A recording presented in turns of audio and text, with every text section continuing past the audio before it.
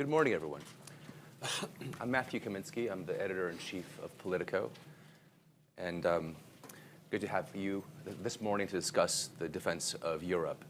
On a small personal note, I started off 30 years ago as a journalist in Vilnius, looking at the Baltics, spent the next 3 years in Ukraine, then went to the Balkans. At the time, it felt like we were settling a lot. There were some certainties that were put in place, and much has changed. But there is so much uncertain right now. Europe is in the midst, it's entering its second year of the biggest ground war since World War II. The Balkans seem like everything is not right there. A lot of question marks over the future of the Western alliance. We have a terrific panel this morning to try and talk through these challenges with Poland, with the leaders of Poland and Lithuania, are two countries that have led the way in the West's response to Ukraine. We have the leader of the Belarusian opposition, and Belarus has played a very central role here and is a very central piece in sort of deciding what kind of Europe will we have on the eastern flank. Portugal is one of the founding members of the North Atlantic Alliance, and we have the leader of North Macedonia, which is in a region which had caused a lot of trouble in the 90s, and I guess is now part of the thinking about what kind of Europe we have going forward. Now, I want to start maybe, since it is morning, maybe with a couple quick round questions for this group to get us going. And in a sentence or two, I want to ask each of you, in these grim times, what is the one thing that makes you hopeful? Maybe I can start with President Duda. What makes us hopeful? Hopeful. The one thing that gives you hope this year when you think about the future of Europe, the defense of Europe. Absurd will never exist for a long time, in my opinion. So this situation is absurd. Yes, was hard to imagine that 70 years after the Second World War, yes, we will have war in Central Europe in full scale. This is something ridiculous, and that was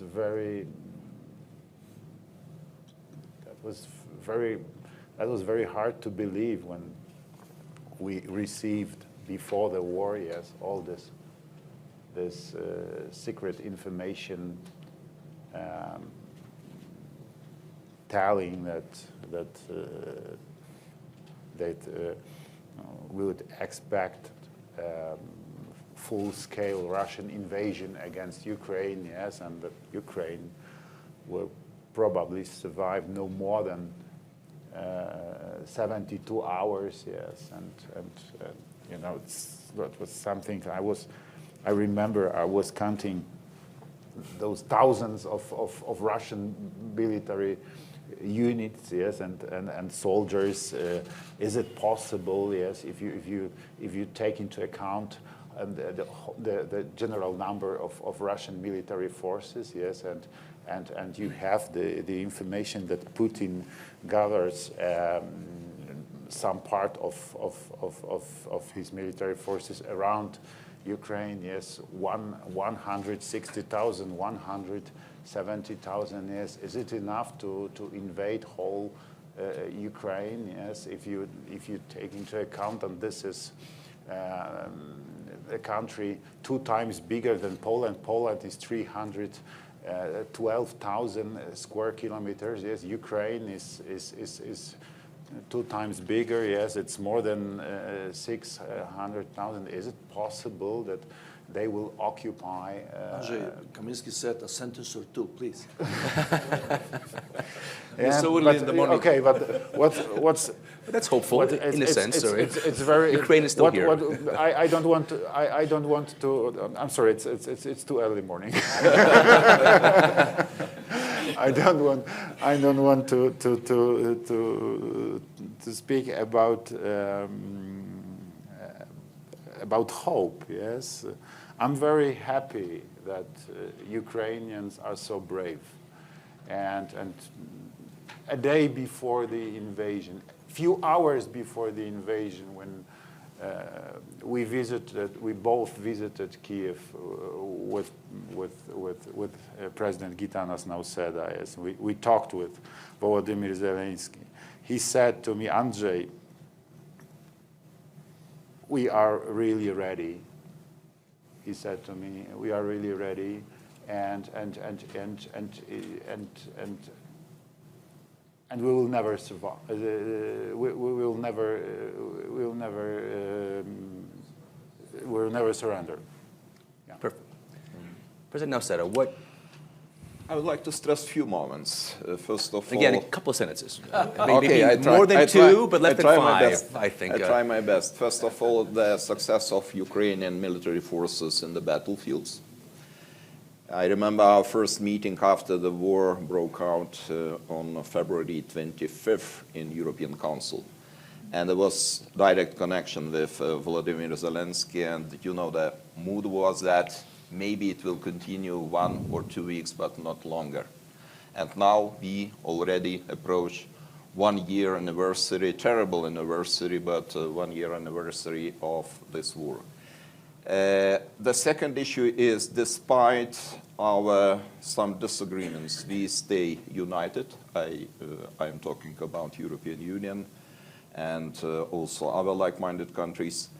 And you see, we passed already 9 packages of sanctions, sometimes with certain exemptions that trying to take into account the specificities of some countries.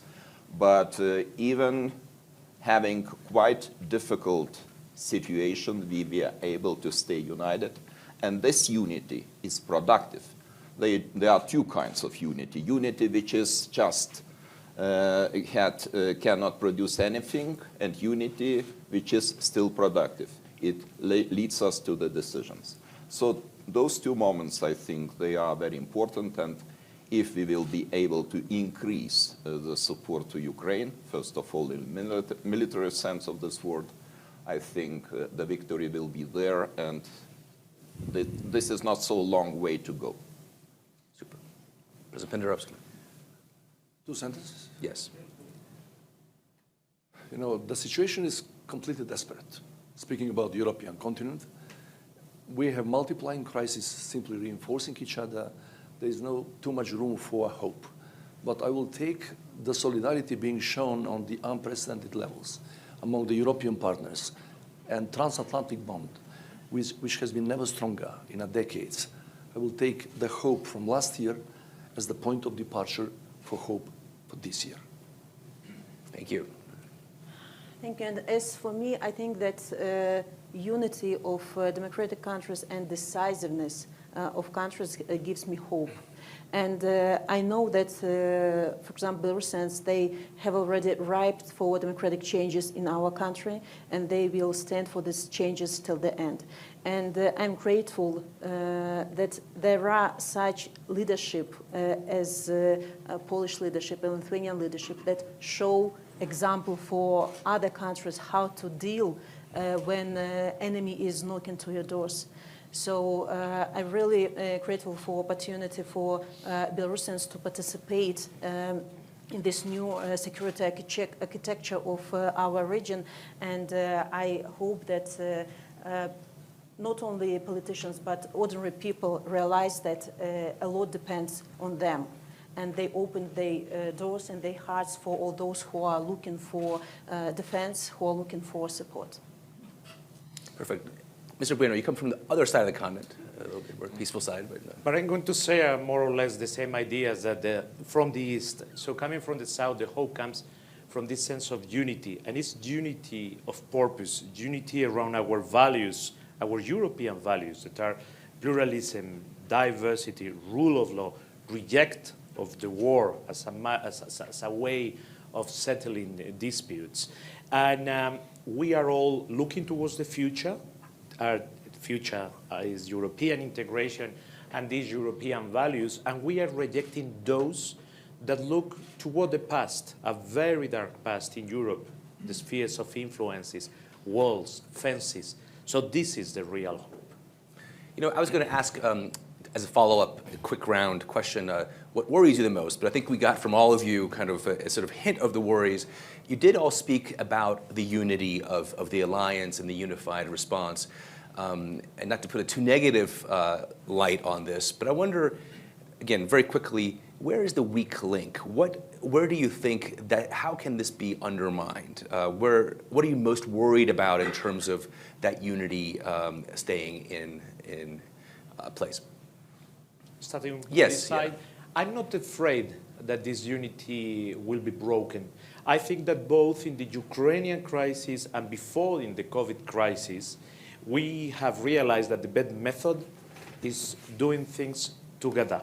And if we compare this and how we tackled the crisis in 2008, the financial crisis, that took 10 years to get out, we have all realized that being united, being together, we get better through the crisis, we get out of the crisis faster and in better shape, leaving less people behind.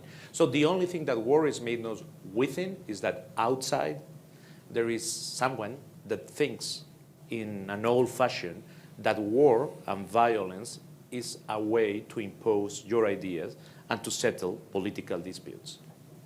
Maybe another way to put it to you, like how would this, what is your worst case scenario for this year? Sviatlana, I sort of let me ask your sort of neighbor. Tsikhanouskaya, yeah. What really? I mean, again, I think all of you give a sense of that there is resilience among the allies, but what worries you the most? So, of course, I'm going to describe your ideal scenario. At the moment, I'm sure that Ukrainians, with the assistance and help of democratic countries, will win this war, and there will be changes, hopefully, in Russian administration. And so as we know that the fate of Ukraine and Belarus are intertwined, so I'm sure that the victory of Ukraine will be a new window of opportunities for Belarusian people to uprise again and to get rid of this dictatorship. So Belarus and Ukraine will be free, and we will become part of European family of countries, and in Belarus we will build democracy. In Ukraine they will restore their cities again with the help of the world, and everybody will be happy. It's an unusually bright view from our part of the world. But we live in reality, and I understand that there can be different scenarios, but we have to be prepared for everything. No, I have no concerns that the newly found unity and solidarity, not only pan-European but transatlantic, will not hold this year. It will hold. But to be realistic and to be honest with everybody, with the public, with you, I'm a bit concerned whether that will hold when the war in Ukraine is over. Of course, everybody would like that war to stop today. But the logic of the states, the logic of the national interests of the states has always been for centuries and centuries to take a look of your backyard. If we are going again towards giving priority to the national interests of the states, then this newly found unity and solidarity will be gone. Why it is necessary, after the war in Ukraine is over, why it is really necessary, critical even, to hold this unity and solidarity, transatlantic bond, because we are seeing throughout the world, in some of the biggest countries in the world, that the authoritarian tendencies are on the rise. If democracies are not getting together, sticking together, respecting the same values, and fighting for them, sometimes literally fighting for them, then the autocracy will prevail. We have said last year when this war in Ukraine started, well before that in Belarus, that this is in essence the dilemma and battle between democracies and autocracies and outright dictatorship on the part of the Russian Federation today. So we have to be in full unity and in full solidarity after the war in Ukraine is over. That is necessary for the better world. President Nausėda, I mean, this book is very at a higher level. I wonder, when you're thinking about the things that sort of concern you, is there anything more immediate or sort of specific that maybe comes to your mind? I will start first of all from saying that I am a strong believer that Ukraine will have this victory, and it will be a very important victory for Ukraine itself, but for all of us too. What worries me, you know, Putin realized that he was absolutely wrong by calculating some assumptions of this war, but he is desperate too. And it means that he is able to concentrate all the efforts and resources of big country, Russian Federation, ignoring economic and social needs of the society. This is the specific feature of the totalitarian regimes, that they can ignore the needs of the people and to bring anything on the altar of the war. And this is one issue. The second issue is that, yes, I have some concern that Western societies can be tired from this war, because we have already some features or some signs of tired Western societies. First of all, because of high inflation of energy resources. And we are not so used to the inflation rate like 10%, 15%, or in some countries 20%. And it means that having the democratic rules of game in our countries, politicians will spend more attention to these issues too. But I think there is one possible outcome from this puzzle, or solution of this puzzle. We have to stay united, and we have to take all the decisions which are oriented towards reduction of dependence on Russian energy resources. My country is a very good example. We started very early because we never had any illusions regarding Russian regime, so we started to prepare ourselves about 20, 25 years ago, and now we bear the fruits of these actions and these efforts. We were able to cut off all the ties with Russian energy resources 1 year ago. And I think this is very important to do at the European Union level. We started quite successfully, but we have to continue, because some countries are still dependent. They are exposed to the Russian blackmailing, especially energy blackmailing, and this is very important to break up this dependence. A chance for one word answer even, and then I want to come back to you with a more specific question that will require more. What is the weak link in the West's response to Ukraine? There has been one message from Ukraine since the beginning of the war. This is what Volodymyr Zelensky told us at the beginning on the phone. You know that at the beginning of the war, I talked with him practically every day, even a few times a day on the phone, and there has been one message: weapons, weapons, and once again weapons. We need weapons. We need military support, and this is the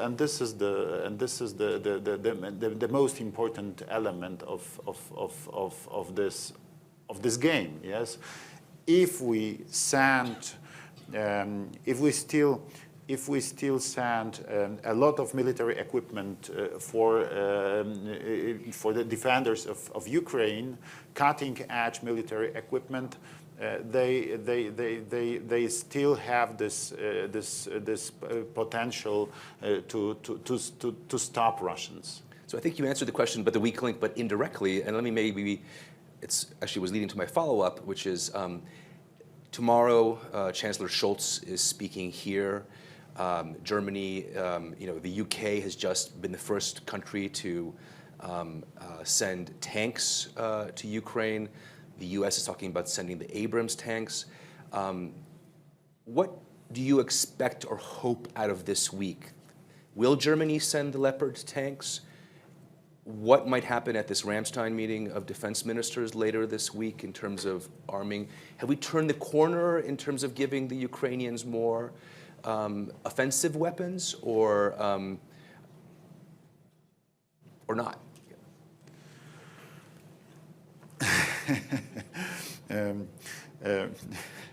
5 days ago, I announced our decision about Leopard tanks. Yes, one company of Leopard tanks. It's about 14 tanks. We really decided to send it to Ukraine, but we hope and we are trying to organize a bigger support for Ukraine. So we hope that there is a few partners, a few allies who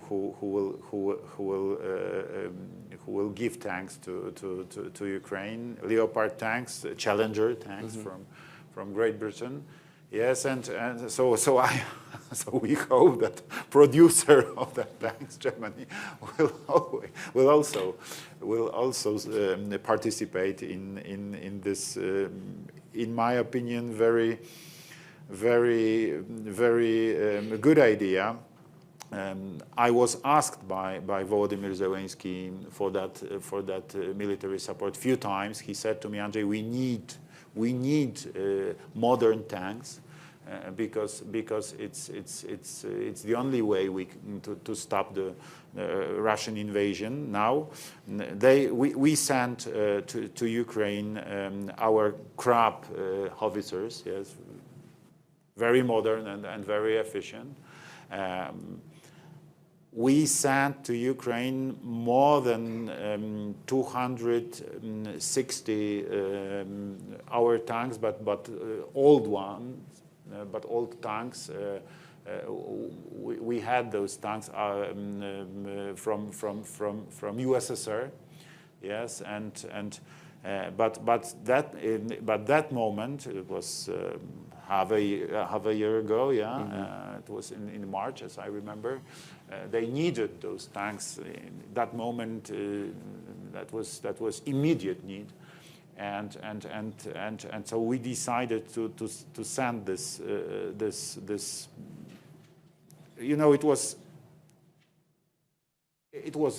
more than we afford. It was more than we afford. We hadn't those tanks in our reserves. That was those tanks were we took those tanks out of our military units, yes, regular military units, but we understood that this is you know issue of this. Really, that this decision that was the very difficult moment because Russian military forces. You remember they were practically around Kiev, so that was very difficult time for defenders of Ukraine. We decided to send help, and that was. And practically, that was the beginning of the big military support for Ukraine, and so we hope that this time, that this decision that we announced that we are sending our Leopards to Ukraine will start a new chapter in this military assist to And Ukraine. are you talking to the U.S. about sending your MiGs to Ukraine and getting sort of the I think F-18s or F-35s in return, or is that sort of a dead issue for now? It's a very complicated story, so please. Maybe we should switch off the cameras. Continue speaking on the topic. Mr. Bueno, you know, from a NATO perspective in a country further away, how much more do you think the alliance should be providing in terms of military hardware to Ukraine? I think that the unity of all Europeans, with our natural transatlantic allies, especially the United States, is out of question. But it must be very clear, and this is also an important part of what is going to be at stake this year, that this is Vladimir Putin's war. Neither NATO, no European Union, no any European country has won in this war or is at war against Russia. Because sometimes in Europe and in this panel, we all know what we are talking about. But last week, I traveled to Western Sub-Saharan Africa. The week before, I was in Latin America. Things don't seem that clear. Sometimes it seems like this is Russia against the Western world. We must keep remembering NATO is not a part of this war. President Zelensky and Ukraine didn't want this war and didn't do anything to deserve this war. This is Russia's war. So far, the political support comes from all allies, but the weapons comes from European Union and from European Union countries. And I think it is very important to make these things clear, because otherwise we can lose a lot of partners around the world. That's a very good point. And President Nausėda, I'm curious to you. That sort of speaks to some divisions within the alliance about how far to go. Obviously, I wonder how you've managed those divisions, since you're obviously in the more the avant-garde in terms of trying to push the alliance forward. We are not a big country, of course, but we started to support Ukraine militarily, and we are the example how decisive we can be. And we started to deliver stingers to Ukraine even 2 weeks before the war started. And this was our strong commitment and absolute unity in our society. I have to stress this factor too, because in Lithuania, 99.9% of the population strongly support Ukraine, and this in such an environment it's very easy to take the decisions, tough decisions. But sometimes, yes, I have the impression that somebody has to take the first move, like in the story with the tanks. I like to play chess. So in chess, you have to take the move, and then others will follow. So, somebody has to take this leadership, to take the decision in order to support Ukraine, because the tanks become very strategic factor of this war, especially now, having in mind this positional war in the eastern part of the country. So one-word answer, do you think Chancellor Scholz will green-light the Leopard? I strongly believe that Chancellor Scholz will decide on this. And I was a witness of a very important break point or turning point in the thinking or mentality of Germany. By the way, one more witness was Prime Minister of Poland, Mr. Morawiecki, and we visited Berlin. And at that time, Germans decided that instead of providing humanitarian aid, they decided to deliver weapons. It was first very important qualitative moment in the decision-making of Germany. And now we are in the situation where there is more commitment needed, stronger commitment needed to deliver armored vehicles, tanks to Ukraine, and I hope very much that our strong ally will do this. Right. Let me just change tack, if you don't mind. I want to ask President Tsikhanouskaya if the elections were confirmed, as I guess a lot of people in the West hoped. What is your reading of where Lukashenko is right now? And do you expect that he would or Putin would open that northern front from Belarus? So first of all, when you are asking our panelists about weapon, I feel a little bit as alien here because we are, as Belarusian people who under repressions for 2.5 years already, we can't give HIMARS or crabs to Ukrainian people. But the most of the population of Belarus are for Ukraine. We don't want to become enemies because of awful decisions of illegitimate Lukashenko. We are supporting Ukrainians as we can with information. When the war has started, our railway partisans disrupted railways to slow down equipment, Russian equipment going to Ukraine. Our volunteers spread information inside Belarus what's going on in reality. But now we are in such a position when Belarus unexpectedly for people became co-aggressor in this war, because Lukashenko is maybe the only ally to Putin. He has to be loyal. He provided our country as launch pad for missiles, for training of Russian soldiers. And I have to say that the Belarusian army is not loyal to Lukashenko. They don't want to die or to be killed on the Ukrainian battlefields for the ambitions of two usurpers. They don't want our nations, Ukrainian and Belarusians, to become enemies. And Lukashenko knows this, and that's why he's so insecure about sending Belarusian troops to Ukraine. Because our soldiers, even if they are sent, they could change the sides, they could defect, they could hide or whatever. But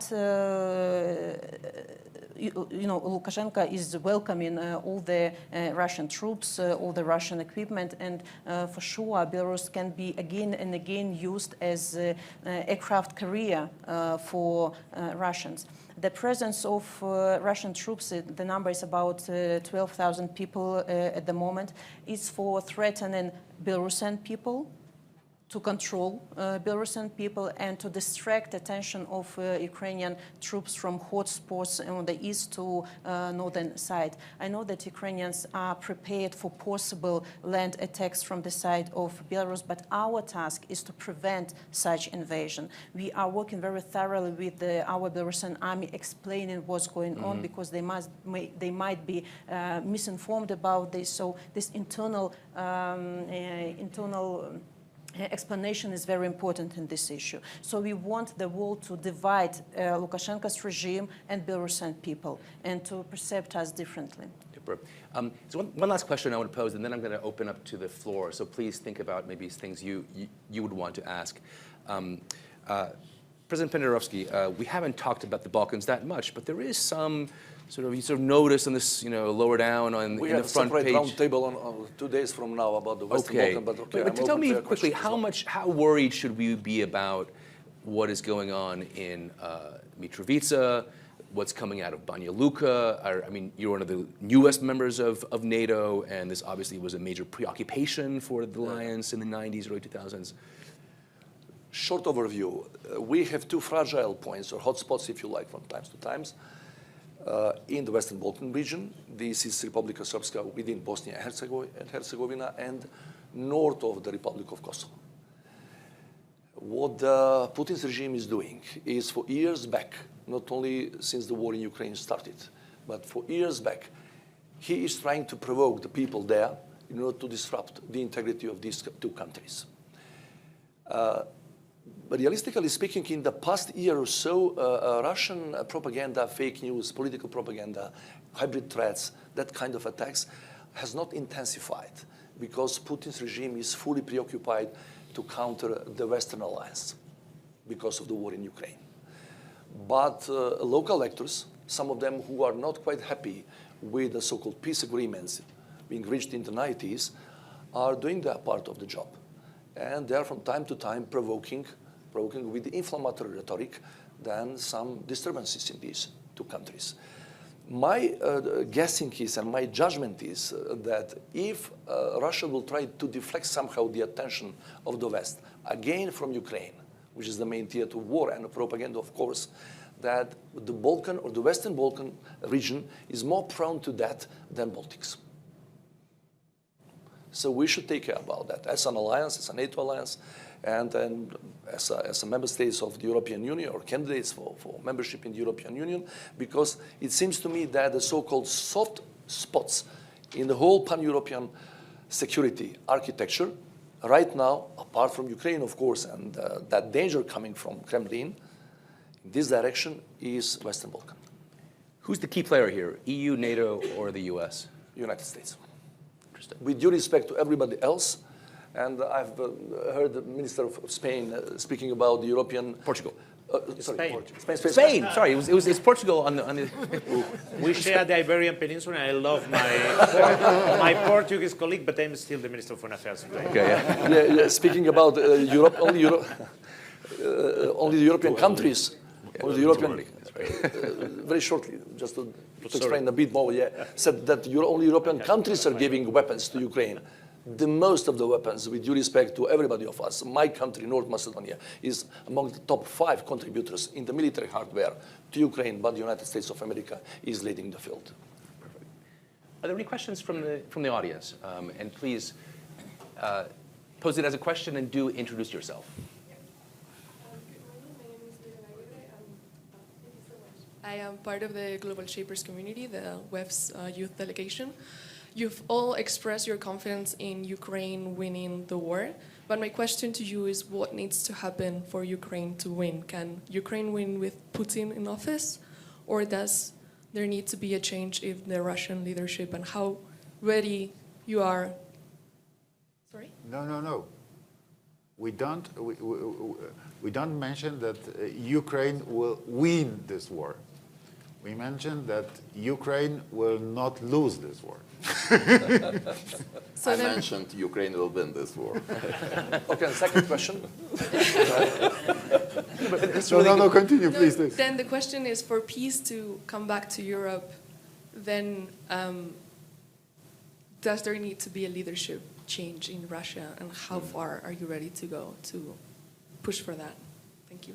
That's a really good question. I wonder who wants to address regime process- change in Moscow to make Europe a safe place. Processes will go in parallel. The more successful Ukraine is in the battlefields, the higher the probability that something will happen in Kremlin. Because sooner or later, it will lead to the mistrust in among the closest allies of Vladimir Putin. And yes, I cannot ignore or I cannot neglect this possibility that something might happen in Kremlin, and it would mean the end of the war too. I have no illusions that it will be a democratic government replacing Vladimir Putin. Probably there will be a long transitional period ahead, and nobody knows what will be the outcome. But probably it would lead to the resolution of this crisis in Ukraine. But the second scenario of very important and evident victories in the battlefields is possible too.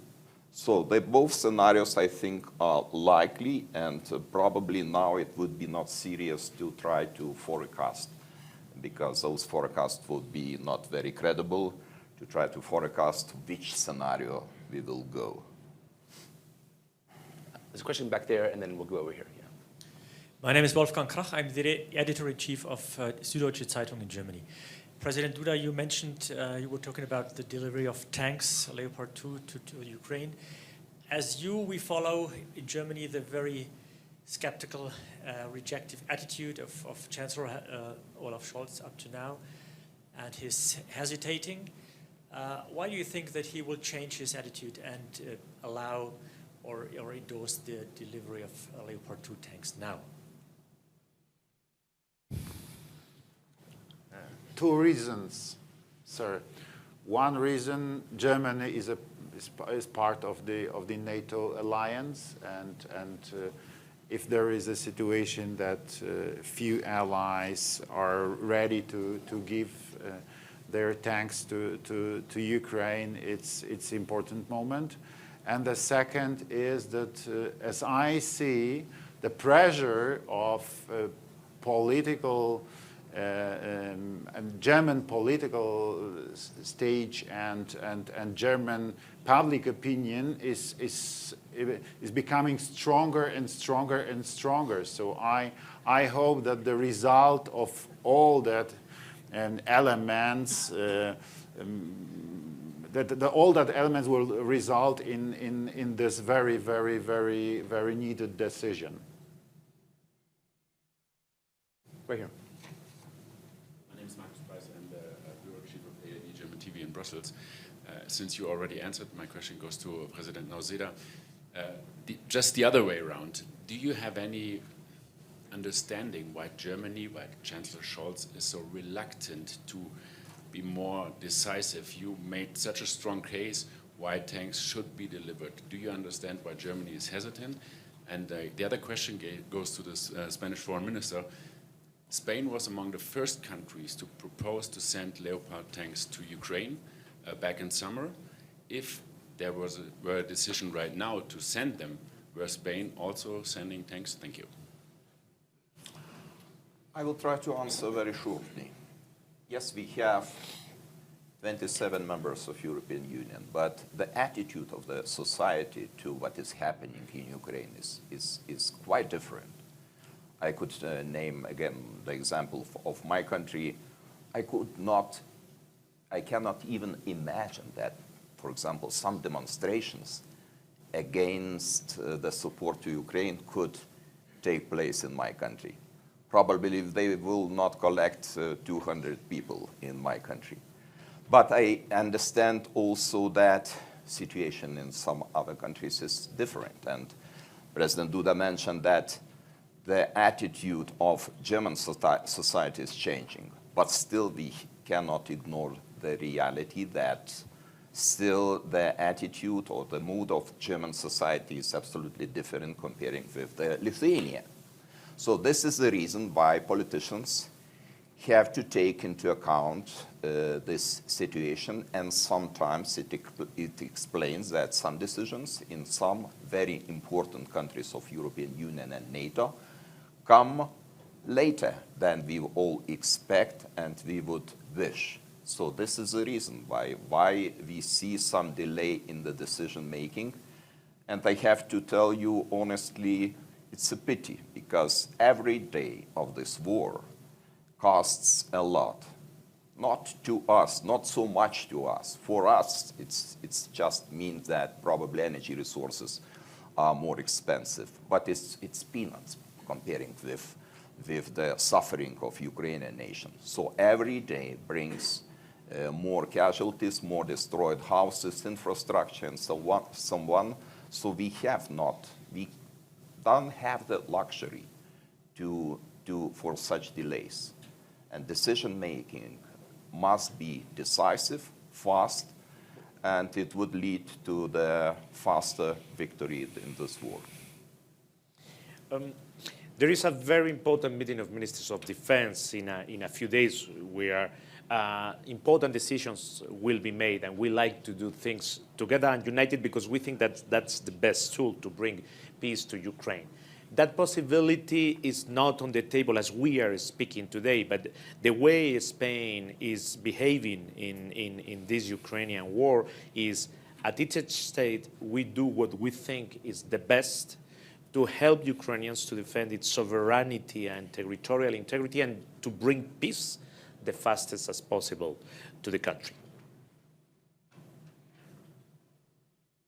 Super. You know, sir, our countries spent almost 45 years behind the Iron Curtain. So we know Russians very well, and there is one answer in Poland, in Lithuania, in Ukraine. Ruski mir, no, thank you. I'm coming from Washington. Let me ask a very parochial Washington kind of question to this group of European leaders. How concerned are you about some of the noises coming out of surprisingly, I guess, if you look at the history of American foreign policy, of the Republican Party, which is calling into doubt support for Ukraine? Kind of curious, how closely are you even following that? And even support for Ukraine, but it's actually support for the alliance, since the previous president said NATO. You know, we are really far away from Washington, D.C., but geographically speaking, but politically we are following that closely. I am not seeing very strong signals that within the Republican Party, these voices are so prevalent, so to say. And it seems to me that the bipartisan support within the Washington, D.C. towards the war in Ukraine is unprecedented. You're living there, you're coming from the United States, then tell me any other issue on which the Americans or political parties, two main of them, are so unified around. There's no any other single issue. So on the issue of Ukraine, war in Ukraine or Russian invasion in Ukraine, they are, I think, 90% unified. And it's going to hold. Yes, we have. This is a matter of concern, of course. We are also closely watching what is happening there. But I think we have to decide just by looking what the United States government is doing. And the United States government is doing a lot.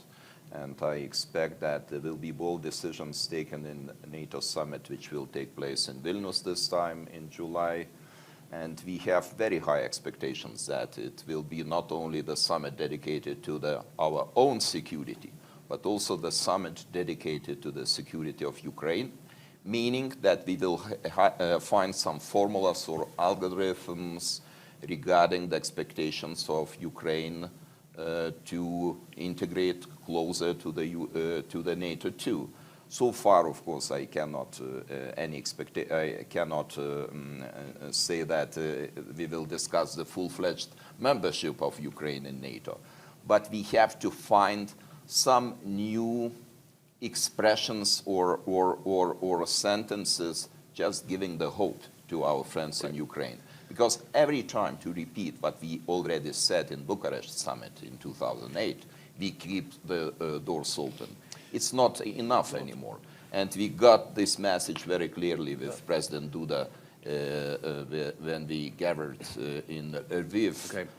Please don't tell us that the door is open, because we cannot find this door, raise this door.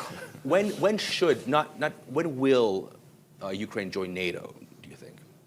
When? Yeah, give me a date. Oh, please, give me raise more simple questions. But I believe that it's possible in few years' time. But having in mind that we will be very committed to grant this status to Ukraine, like we did in European Union. I have in mind candidate status to Ukraine. But it will depend very much on the success of Ukraine in this war. One word question to you. When will the regime of Lukashenko fall? I can't say such. One word answer. I don't know such prognosis, but I think that we all have to do everything possible for this happen as soon as possible. And on behalf of all Belarusian people, and I will dare to say on behalf of Ukrainians, that we are grateful to all the countries that are supporting us in our difficult paths to democratic changes, to our serenity and independence. And long live Belarus and glory to Ukraine. Super. Last word to you, and we're over time. So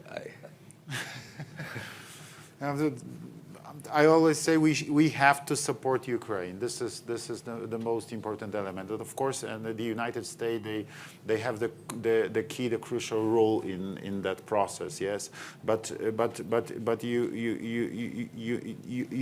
shouldn't underestimate the role of the rest of the NATO alliance, because it's much easier for American authorities, for the President Biden and the members of American administration to send next supplies, military supplies for Ukraine, if they can say, okay, but we help with the rest of the NATO, yes, because Poland sent military support to Ukraine, and this is more than $2 billion. Yes, it's a huge money for the country like Poland. I don't know. Great Britain sent a tremendous military support to Ukraine, yes, and even Lithuania. Lithuania is a small country, but they sent practically all their what's the Not all weapons. not all weapons, but stingers, all your stingers, Stingers, yes, all yes. your stingers. Out You of sent stock. all your stingers. Yes, there was a moment we sent practically all our Thunderbolt. You know this kind of weapon is against the aircraft. And so it's really a difficult situation, and we understand that. But this military support for Ukraine is a crucial element of how to solve this difficult situation. Super, thank you. On that note, thanks to all the leaders for coming this morning. Thank you so much.